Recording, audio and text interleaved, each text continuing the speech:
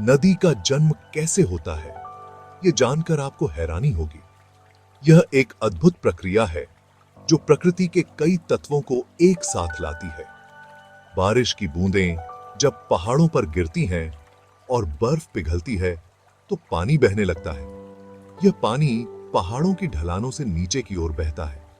यह पानी छोटी छोटी नालियों में बहता है जिन्हें धाराएं कहते हैं।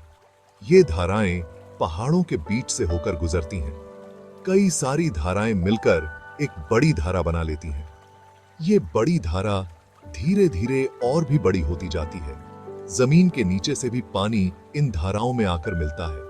यह भूमिगत जल स्रोत भी धाराओं को पोषण देते हैं। धीरे धीरे पानी का यह बहाव इतना बड़ा हो जाता है कि ये एक नदी बन जाती है। यह नदी अपने रास्ते में और भी पानी को समाहित करती जाती है। जहां से नदी शुरू होती है उसे उसका उद्गम स्थल कहते हैं। यह उद्गम स्थल नदी की यात्रा का प्रारंभिक बिंदु होता है। उद्गम स्थल पहाड़ों में, झीलों में या ग्लेशियरों में हो सकता है। ये सभी स्थान नदी के जन्म के लिए महत्वपूर्ण होते हैं। जैसे जैसे नदी आगे बढ़ती है उसमें और ज्यादा पानी और धाराएं आकर मिलती जाती हैं। ये सहायक नदियां और धाराएं मुख्य नदी को और भी विशाल बनाती हैं।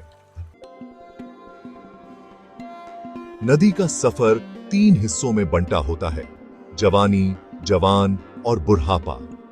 जवानी में नदी बहुत तेज बहती है। इसके किनारे खड़े और ऊंचे होते हैं। जवान होने पर नदी का वेग थोड़ा कम हो जाता है। इसके किनारे चौड़े और समतल हो जाते हैं।